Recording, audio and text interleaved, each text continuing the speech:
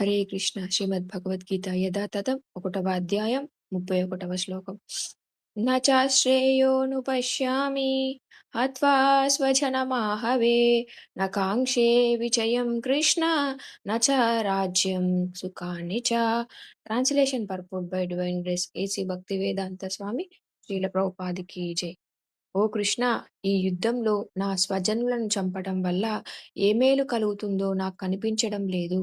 విజయం గాని, రాజ్యం గాని, సుఖాలు గాని నేను కోరుకోవటం లేదు. భాష్యం: విష్ణువులో లేదా శ్రీకృష్ణుడిలో తన నిజమైన శ్రేయస్సు ఉందని తెలియని బద్ధజీవులు శరీర సంబంధాల వల్ల ఆకర్షితులై అలాంటి పరిస్థితిలో సుఖంగా ఉంటామని ఆశిస్తారు.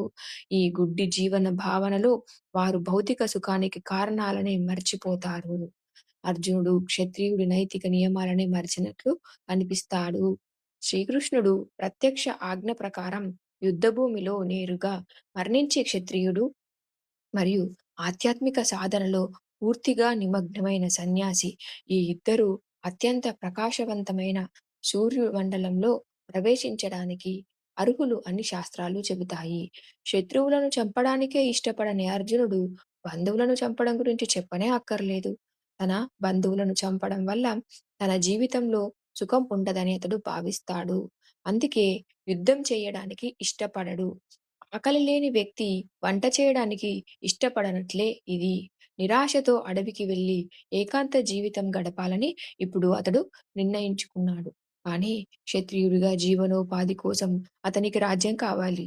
ఎందుకంటే క్షత్రియులు ఇతర వృత్తిలో నిమగ్నం కాలేరు. కానీ అర్జునుడికి రాజ్యం లేదు.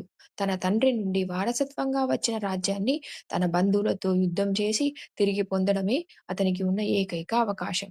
కానీ అతడు దానిని చేయడానికి ఇష్టపడడు. అందువల్ల తాను నిరాశతో కూడిన ఏకాంత జీవితం కోసం అడవికి వెళ్ళడానికి అర్హుడనని అతడు భావిస్తాడు. హరే కృష్ణ.